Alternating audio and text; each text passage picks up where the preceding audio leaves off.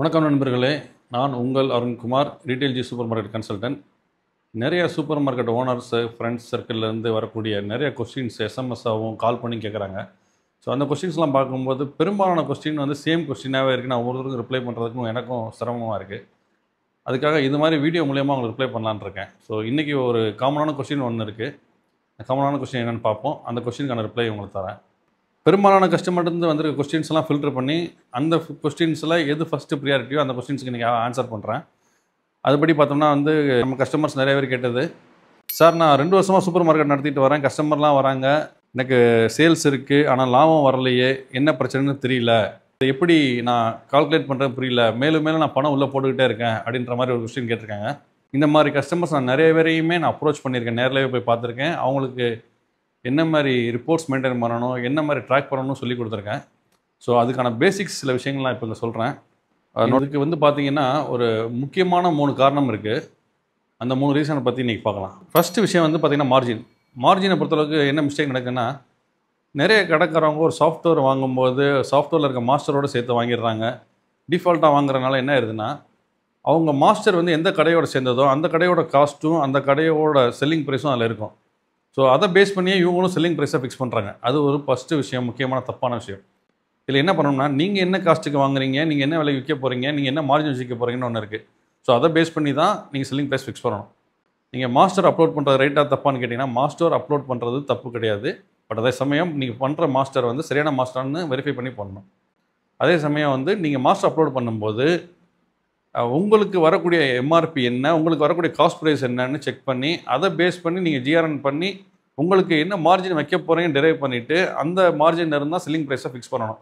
அதை ஃபிக்ஸ் பண்ணி பண்ணும்போது உங்களோட சாஃப்ட்வேர்லேருந்து வரக்கூடிய ரிப்போர்ட் வந்து எக்ஸாக்டான சேல்ஸ் ரிப்போர்ட்டும் எக்ஸாக்டான ப்ராஃபிட் மார்ஜின் ரிப்போர்ட்டும் கிடைக்கும்.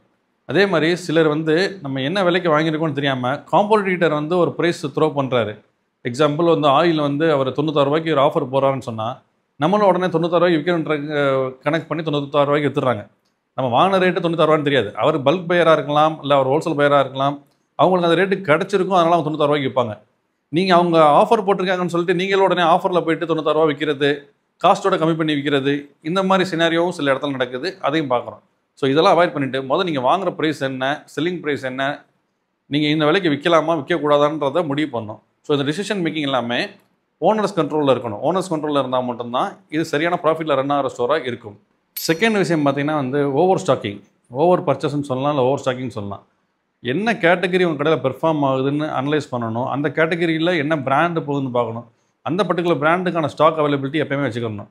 ஸோ ஸ்கீம்ஸ் கிடைக்கிது, ஆஃபர்ஸ் கிடைக்கிது, எல்லாம் ரைட், ஓகே. ஆனால் அதுக்காண்டி ஒரு நான் மூவபிள் ஸ்டாக்கை வந்து ஓவர் ஸ்டாக்கிங் பண்ணி ஒரு 90 டேஸ் ஸ்டாக்கோ இல்லை 100 டேஸ் ஸ்டாக்கோ வாங்கி வச்சிட்டிங்கன்னா கடையில் அன்னெசரியான ஸ்டாக் வந்து ஸ்டாக் ஆகிக்கிறோம். பட் ஆனால் ஃபாஸ்ட்டாக போகக்கூடிய ஐட்டம் வந்து உங்கள் கையில் ஸ்டாக்லாம் போயிடும். ஸோ கஸ்டமரோட எக்ஸ்பீரியன்ஸை பொறுத்தளவுக்கு அவங்களுக்கான பேசிக் ஐட்டம் வந்து ஃபாஸ்ட் மூவிங் ஐட்டம் தான். இந்த ஃபாஸ்ட் மூவிங் ஐட்டத்தை தேடி வரும்போது ஸ்டாக் இல்லைன்னு சொன்னால் அவங்க கடையில் வந்து சேல்ஸ் நடக்க வாய்ப்பு இல்லை. ஸோ அதையுமே வந்து பார்த்துக்கணும். உங்களோட இன்வெஸ்ட்மெண்ட் வந்து ஒரு அன்னெசரியான பிராண்டில் போய் ஸ்டாக் லாக் ஆகிடக்கூடாது. 3வது பாயிண்ட் பார்த்தீங்கன்னா வந்து உங்கள்கிட்ட நல்ல சாஃப்ட்வேர் இருக்கும், பட் ஆனால் நல்ல ஸ்டாஃப் இருக்க மாட்டாங்க. ஒரு ஸ்கில்டு லேபர் இருக்க மாட்டாங்க, ஒரு ட்ரெயின் ஸ்டாஃப் இருக்க மாட்டாங்க. நான் பல இடங்களில் பார்த்த முடிக்க பார்த்தீங்கன்னா ஓனர்ஸே உட்காந்து ஜிஆர்என் பண்ணிக்கிட்டு இருப்பாங்க, இல்லை ஓனரே உட்காந்து பில் பண்ணிக்கிட்டு இருப்பார் கஸ்டமருக்கு.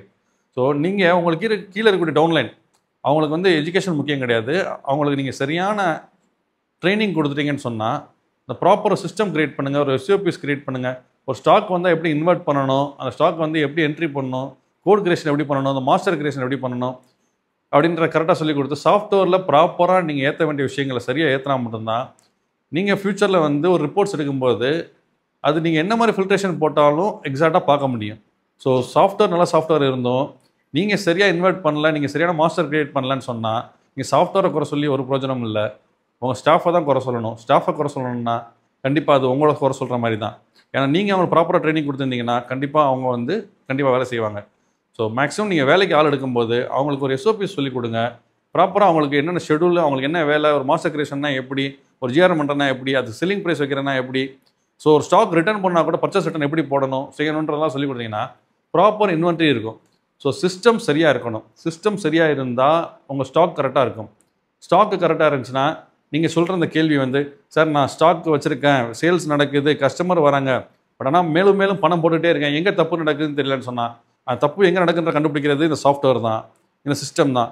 இந்த சிஸ்டம் சரியாக இருக்கிறதுக்கு சிஸ்டம் நல்லா சாஃப்ட்வேர் வாங்கினா மட்டும் பார்த்தாது, ப்ராப்பராக உங்கள் ஸ்டாஃப்க்கு ட்ரெயின் பண்ணுங்கள், இதெல்லாம் இம்ப்ளிமெண்ட் பண்ணுங்கள், கண்டிப்பான முறையில் சக்சீட் பண்ண முடியும். மொத்தமாக பார்த்தீங்கன்னா இந்த கொஸ்டினுக்கான ஆன்சர் என்னென்னா, உங்கள் கடையில் இருக்க ஸ்டாக்கை ஒரு ஸ்டாக் ஆடிட் பண்ணுங்கள். ஃபஸ்ட்டு விஷயம் ஸ்டாக் ஆடிட் பண்ணி ஃபிசிக்கல் ஸ்டாக்கும் சிஸ்டம் ஸ்டாக்கும் சரியாக இருக்கான்னு செக் பண்ணுங்கள்.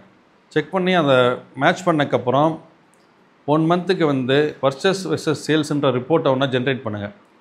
லாஸ்ட் மந்த் நம்ம என்னென்ன பர்ச்சேஸ் பண்ணியிருக்கோம், எந்த வெண்டாரில் எந்த கேட்டகரியில் எவ்வளோ பர்ச்சேஸ் பண்ணியிருக்கோம், அதே சமயம் வந்து அதே வெண்டார்கிட்ட இருந்தோ அந்த கேட்டகரியிலேருந்தோ எவ்வளோ சேல்ஸ் ஆகிருக்கு.